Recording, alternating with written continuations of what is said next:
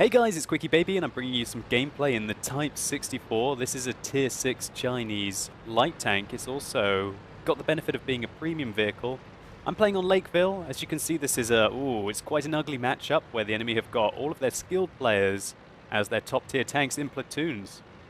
And you might be thinking, alright, well, how can you carry a game in a light tank? And it's touch and go stuff. You've got to be as careful as you can. Now, this is a very interesting position here.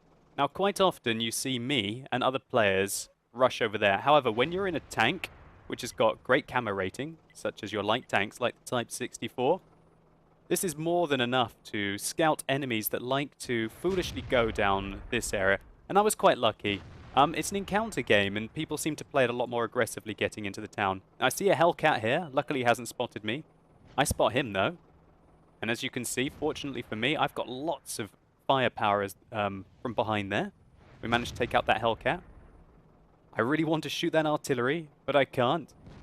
And I'm trying to I'm trying to get out all the information that's happening here, but literally, games in Lakeville, when you're playing a scout, they happen really quickly. So just to reiterate basically what's happened, if I'd gone there, I would have probably been spotted and died. I decided to stop here and use this bush. Thankfully for me, a lot of the enemies decided to... Ooh, wait a minute, look. There's a Centurion. Am I going to get spotted? Am I going to get spotted? Nope. That was a serious poker face moment. Even though half of my ass was sticking out of the bush, we didn't get spotted there. At, I guess, 100 meters, about 230 meters, I'd say, the Centurion was unable to spot me. I could be shooting these guys, but I just don't want to risk it. I feel like I'm still getting vision for my team. Alright. Now, all the enemies have successfully made it into the town now, and I don't really have any interest in pushing further up, because if the Centurion wanted to kill me, he could. So, I'm just looking for some cheeky shots here, and then I realize, okay, I could go up there. Oh no, that's a really bad idea. There's a Centurion there. Thankfully, he shoots at someone else, or misses me. I think he was aiming at someone else. And we were unable to, well, hit him, but okay, it's time to get out of there. Now, I think, actually, looking back on this, that my current mindset was, okay, I might go further forwards. But I think that would have actually been a really bad idea. But anyway, let's take a look at how many tanks we managed to get killed. We can't see because they're outside our render distance. Looks like we've bagged the Hellcat, the VK. We got that Jagdpanther killed. We got a hell of a lot of enemy tanks killed on that other flank. And hopefully we got some of the tanks going down into the town crippled as well. So right now, what I'm thinking is, alright, the enemy are putting pressure on the cap. My team are pushing quite aggressively down the west. And I've somehow managed to sneak in here and only just got spotted now, which meant that the Jagdpanther 2 and the Centurion were unable to get me. And now you're going to see just how devastating the Type 64 can be. So that's some serious tunnel vision right there. We were able to do 794 damage to that T-34, who was very much focused up on the front. I've got to hurry up here. The enemy are at 77 cap points. And I've got a sneaky artillery behind me. Luckily, we can see right up into his cupola there. And oh my god, out of nowhere, a T-30, an FV-304 comes at me. Thankfully, he rams himself to death more or less on me.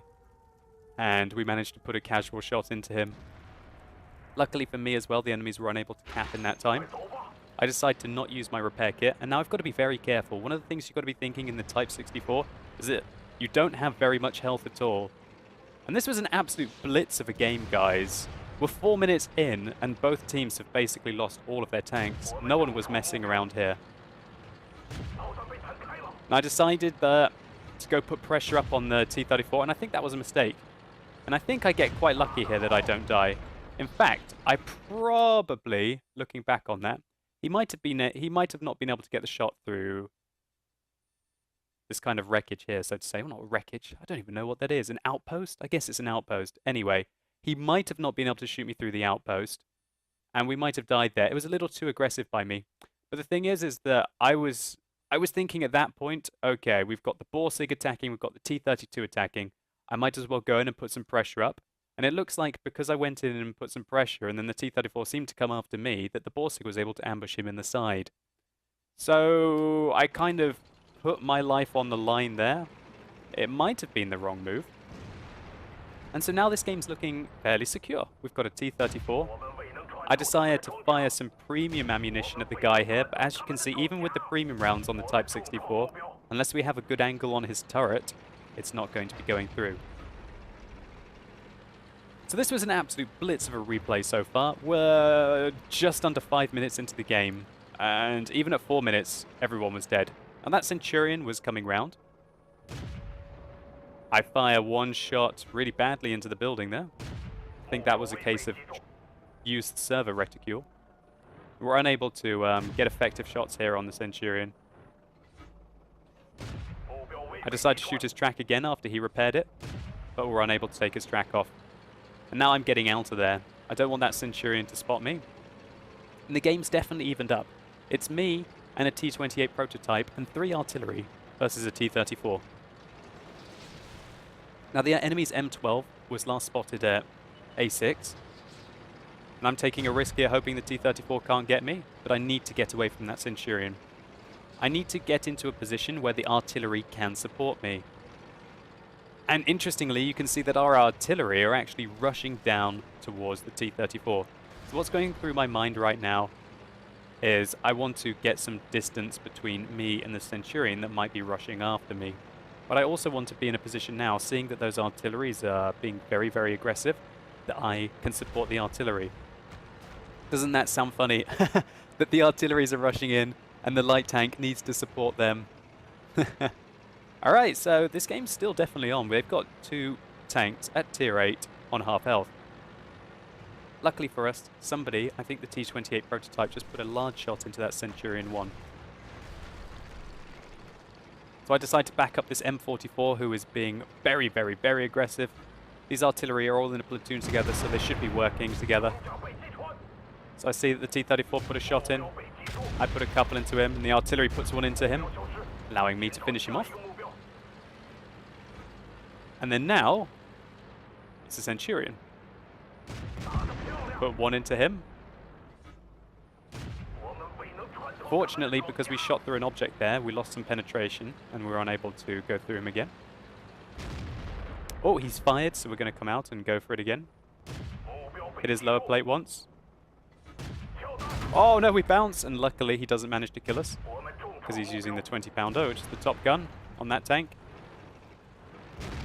He finishes off the Lorraine, and we come out. We miss one. Managed to put one into his lower plate, though, taking him out. And successfully taking down the game. Now, I'm just going to give a bit of kind of post-game analysis there, because this was an absolute blitz of information.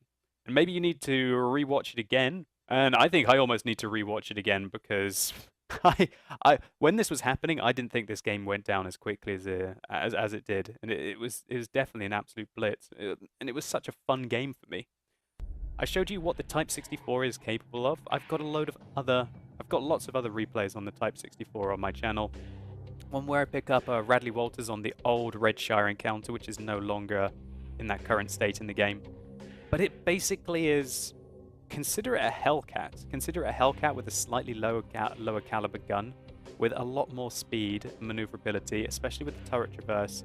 Fantastic camo rating even on the move because it's a light tank. Remember that light tanks don't lose their camo rating when they're either moving or when they're staying still. Obviously, if you stay still for long enough, you can activate your camo net, but if you take the camo net out of the equation, there's almost no point in staying still in a scout because you've got the same camo rating on the move or when you're stationary.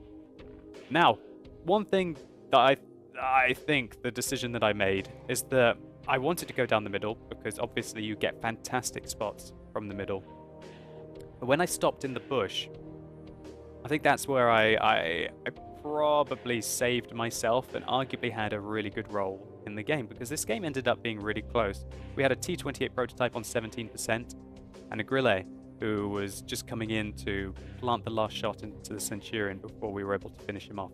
So when we stopped in the middle, we didn't continue up into a position where A, we wouldn't have a bush, and B, we would be within range for proxy spotting from that Centurion later on, but more importantly, that Hellcat that YOLO'd in. From that position, we were using optics and I do use combat rations in my Type 64 as it is a premium vehicle and makes a lot of money. I feel like I can afford to justify using combat rations. We were able to spot all of the enemies going into the town in Lakeville. Maybe the enemy tier 8 tanks thought that they just wanted to go in and put pressure on the cap as quickly as they could. Maybe they felt safe with the fact that they were in a platoon together. But really, taking what I would call the lower road into the town does leave you very vulnerable to players like me who will aggressively spot the middle with high view range and allow their team to get shots on you. What I recommend that you do is that you take a look at the enemy list. Imagine that you're on the enemy team at the moment and go, are any of these tanks going to be spotting the middle with very aggressive view range? Oh, yes, maybe this player will. If I was to look on the enemy team, I might think the same about this T21. Luckily for me though, he didn't do that. And so the safe option is use the high route to get into town. You more or less won't get spotted, and even if you do get spotted, you're going to be out of the render distance of most of the enemy team. As you know, the render distance is a square. Any players who are situated here will be able to get quite nice shots down into especially this area here, because the square will be going around them effectively here. So we were effectively able to have a huge impact in the game right from the beginning. I think that VK4502A didn't even make it into the town. The Jagdpanther didn't make it into the town. As well as taking out arguably one of the better players on the enemy team, this Hellcat, before he even had a chance to do anything. All before even being spotted. You could argue that I was probably going to make a mistake when I went after that Centurion. And I quickly realized that, I pulled back, and I was able to have the role that I wanted in the town. Now, the move that I made down here when I went around to go in behind them was very aggressive, but I thought that there was a hell of a lot of pressure on the cap, and I really needed to do that at that time. When you've got the speed that you have with the Type 64, you do feel confident with making those kind of moves, because you can more often than not get yourself out of trouble. I did get lucky that I didn't get killed by that FV304. It was a really nice ambush by him, and luckily for me, even though I have paper-thin armor, his low-caliber gun didn't completely take me out, and we were able to use the momentum that we gathered there to take down the rest of the game. What you really saw is that you don't want to underestimate the Type 64. If you see one, do not give it the opportunity to unload on you. It's got pretty devastating DPM, and it's got the flexibility to be able to use it from quite a few different positions because of its gun depression. I can't recommend this tank enough. I really do enjoy it. It's got to be one of my favorite tanks in the game at the moment. Probably is one of the best pure scouts in the game, and it can also dish out the damage when it needs to. Anyway, let's take a quick look at the post-game stats. So we were able to get a whopping amount of credits and a great amount of experience from that. I will highlight that this was during a triple experience event, and these credits were boosted by some lovely event credits that we also got.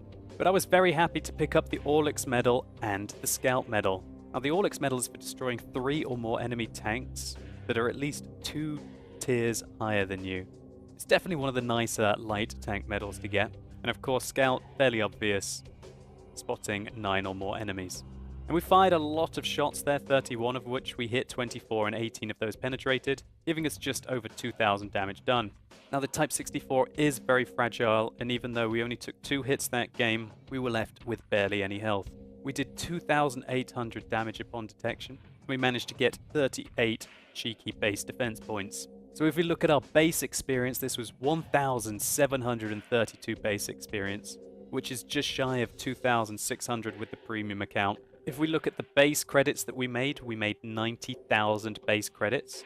But we did fire a lot of premium ammunition that game, which we spent 40,000 on. So if we consider that we also use combat rations, that if you buy when they're half price cost you 10,000 credits, we were still able to make 40,000 profit without any of the special events. So I fully recommend the Type 64. This was a fairly typical kind of scout gameplay that you would like to do on Lakeville. Spot the middle, pull back, and try to assist. That's what I feel that Type 64 is really good for. It makes a really good support tank. If you can try and find enemies that are already locked in engagement with your friendly tanks, then you can really surprise the enemy and often turn the course of the battle. And when you can bomb it around at 70 kilometers an hour, you can really pick your engagements. Anyway guys, I hope you enjoyed this video. If you did, please consider rating it down below. I'd really appreciate it. And let me know in the comments what you think about the Type 64. Are you a seasoned Type 64 driver? Maybe you're a Chaffee driver. Maybe you only played the Chaffee for ages and then you decided, well, you know what, I'll give the Type 64 a try. If you're a Chaffee driver and a Type 64 driver, let me know which tank you prefer and why. And if you're not a Chaffee owner, do you rate the Type 64? Do you think that it probably is the best scout tank in the game at the moment? And I'm talking kind of pure scout. Obviously the WZ-132 and the AMX 1390s will probably do better in most situations, but this is what I would call a low-tier pure scout. Anyway, just a shout out to Michaelov for creating replays.quickiebaby.com. It's an absolutely fantastic resource where you can upload your replays and see other replays in the community. You can order the replays by experience, by the amount of likes and the amount of dislikes that they've got. And this is a resource that I'm going to be using in the future to be able to get you the best kind of replays that I can find. One thing that I really would ask the community to do is to rate other people's replays. And you can do that by simply logging into your World of Tanks account, finding a replay and either voting it up or voting it down. It's up to you. Starting in April, what I'm going to be doing is having a weekly competition on this website to try and find the best replays. And then I'm going to feature them on my YouTube channel, so it's something to definitely look forward to. Anyway guys, thank you so much for watching. You've been epic, and hopefully I'll see you soon.